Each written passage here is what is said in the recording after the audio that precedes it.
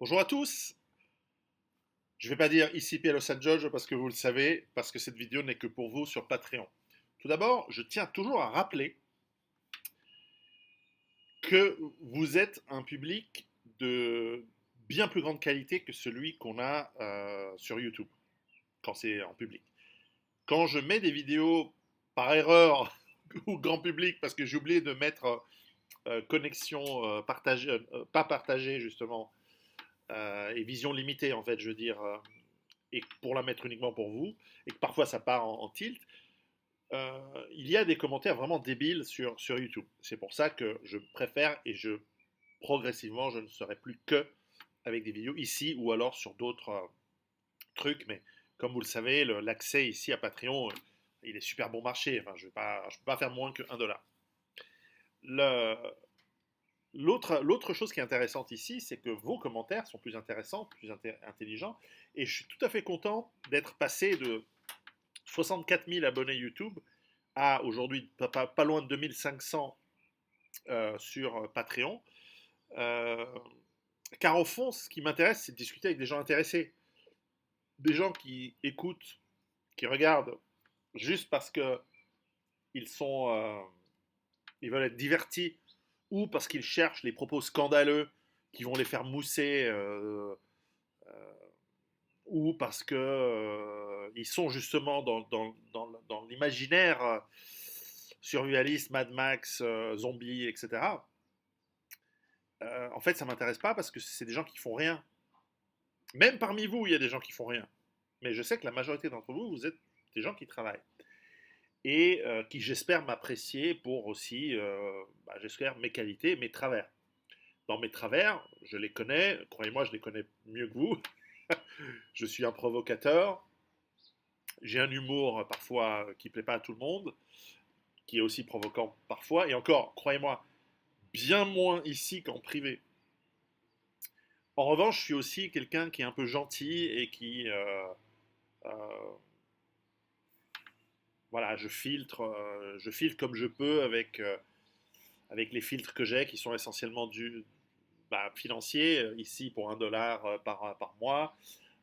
J'ai fait ces abonnements à 19,95 pour avoir chaque mois un contenu exclusif, etc. Et les formations, elles sont payantes parce que d'abord, je rémunère les formateurs.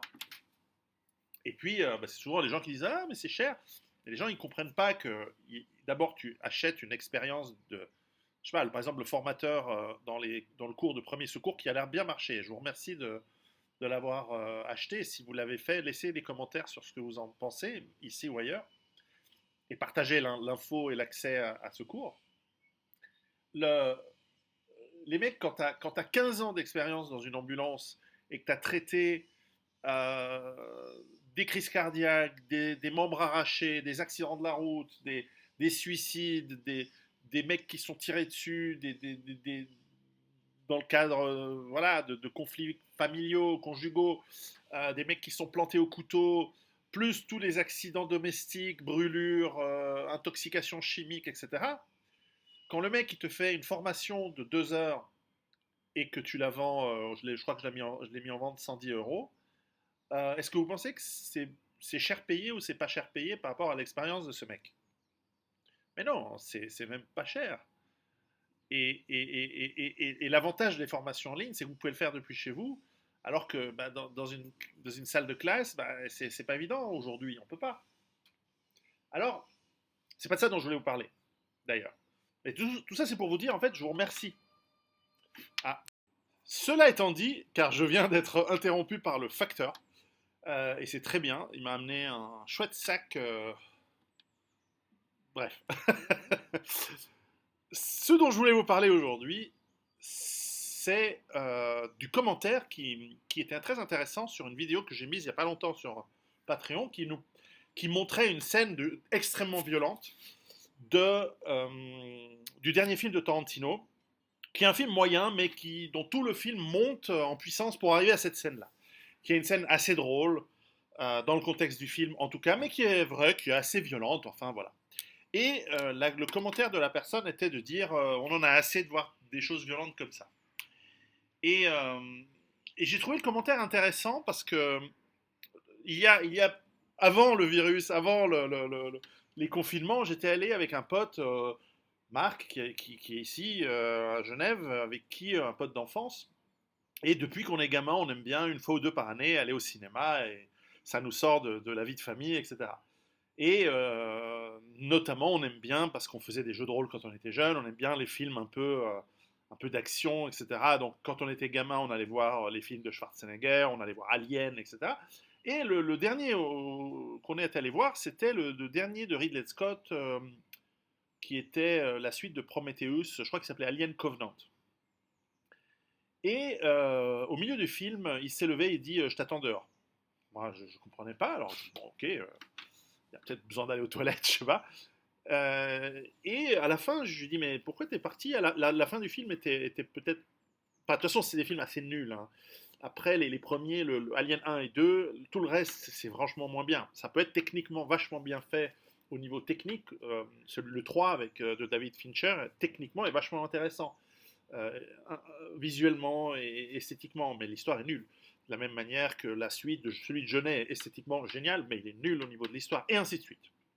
Et bref, celui-là aussi, c'est bizarre, c'est cette série de Alien Covenant, enfin, Prometheus, c'est la merde qui se fait aujourd'hui. Cela dit, la raison pour laquelle il était parti, c'est pas parce que le film était mauvais, c'est parce qu'il se disait j'en ai marre de voir des scènes de gore. Et puis, pour ceux qui ont vu le film, ils comprendront, ces gens qui vont être infectés par l'alien, par les œufs qu'ils mettent dans la colonie dans laquelle ils vont installer les machins, peu importe, je dis, ils n'ont rien fait, c'est injuste, ils vont souffrir, j'en ai marre de voir des films où il y a de la souffrance. Et je comprends ça et je peux l'entendre, et je pense que les gens qui en ont assez de la violence et de la brutalité, je pense qu'ils doivent arrêter de la voir pendant un certain temps et d'aller se calmer en regardant des films de romance gentils et avec des histoires positives et sympathiques. Aller voir Quatre mariages et un enterrement, etc. C'est des chouettes films. Aller voir des films rigolos, aller voir des vieux films, Rabbi Jacob, il serait interdit aujourd'hui, hein, mais aller voir des films comme ça. Et ce qu'on appelle en anglais des feel-good movies. Allez voir ce genre de film euh, et, et, et, et refaites-vous un calme mental parce que visiblement vous en avez gros sur la patate. Donc je comprends. Mais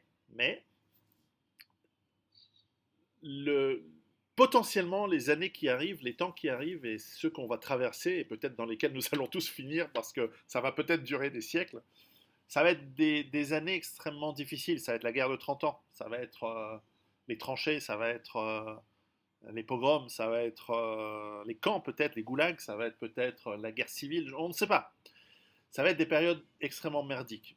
Tout ça, on en parle depuis des années et on sent bien que ça se rapproche et que il y a quelque chose là qui arrive bientôt. Et, et donc, l'effet de choc, il va tous nous arriver tôt ou tard. On a tous un niveau, on a tous un degré. Alors chez certains, c'est la vue d'une simple goutte de sang qui les met en tilt. D'autres, c'est le 425e viol collectif où les mecs, ils en peuvent plus. Tout ça, je ne dis pas avec humour. Malheureusement, c'est des choses qui sont arrivées dans les guerres.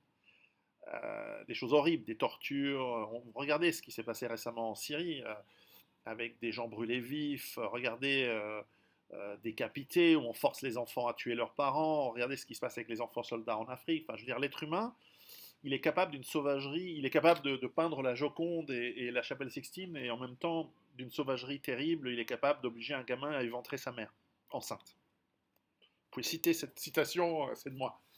Et, et c'est ça qui est à la fois beau et horrible et misérable dans l'être humain, c'est que lorsqu'on se laisse manipuler dans la haine et dans la vengeance, et parfois c'est nécessaire, c'est malheureux, c'est comme ça, on est capable du meilleur comme du pire.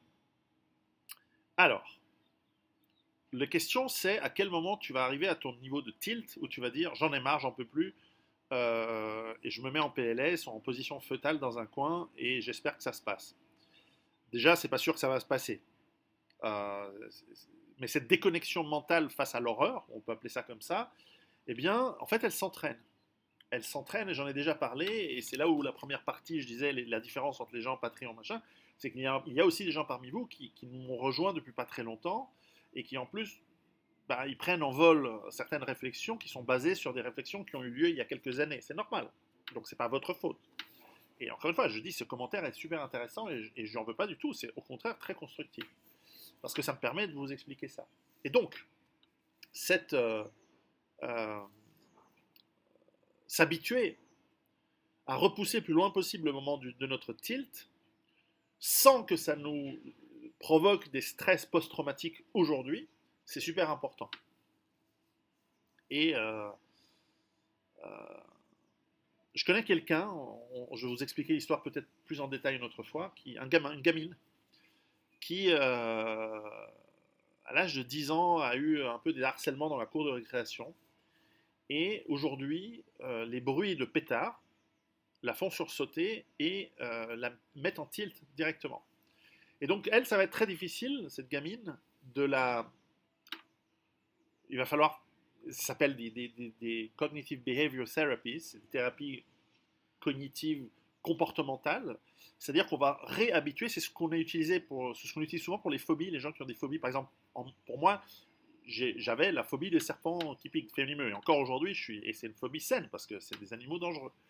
Eh bien, je me suis dit, je l'ai fait tout seul, je me dis, bah, il faut que je m'habitue en regardant des images, en peut-être allant chez quelqu'un qui en a, et de pouvoir les toucher, de manière à m'habituer, à me dire, ah non, ça va, je n'ai pas besoin d'être en mode panique quand j'en vois.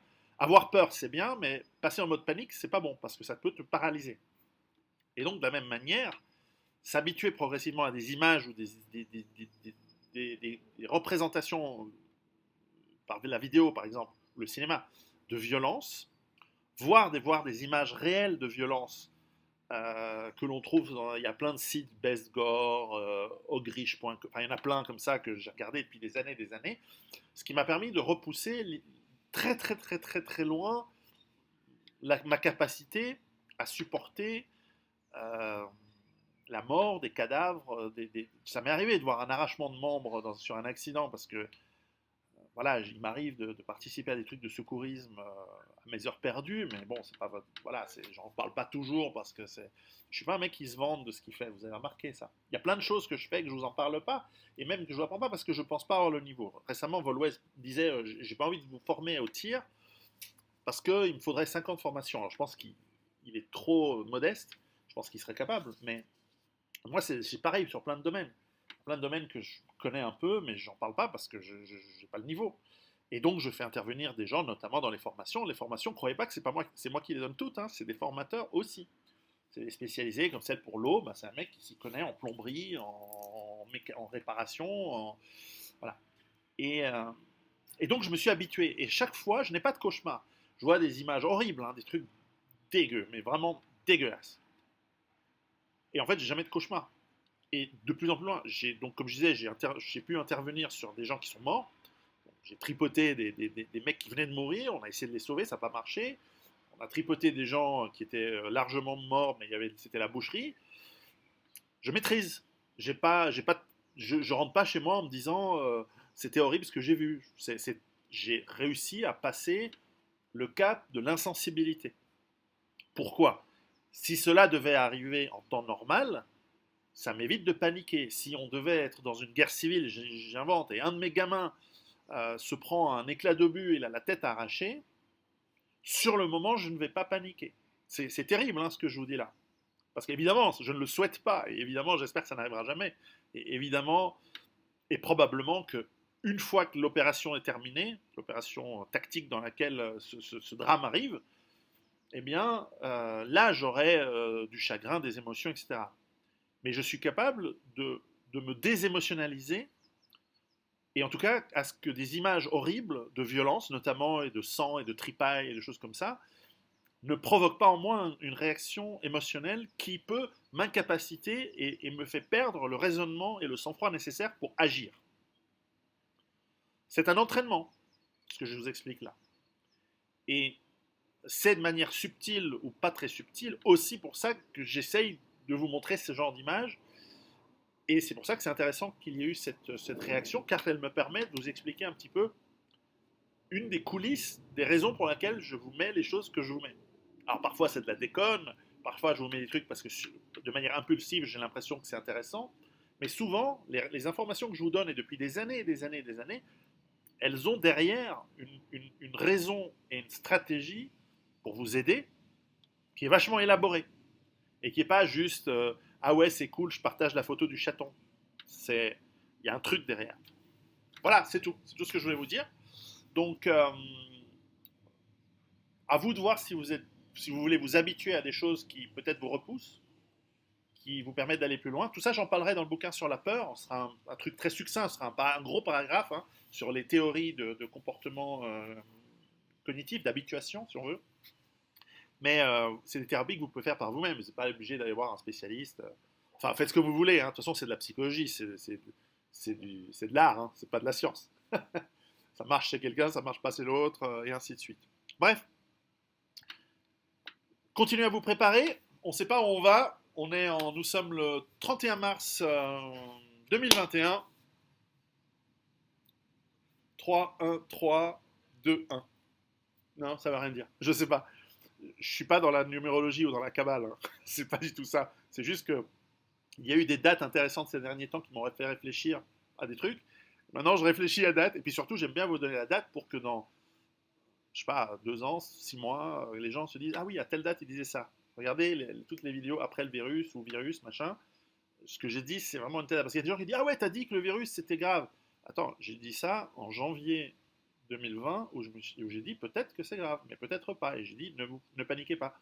Mais voilà, et ça fait depuis avril 2021 que je vous dis que c'est pas très grave et ainsi de suite. Bon bref, ça n'a rien à voir. Préparez-vous et à bientôt.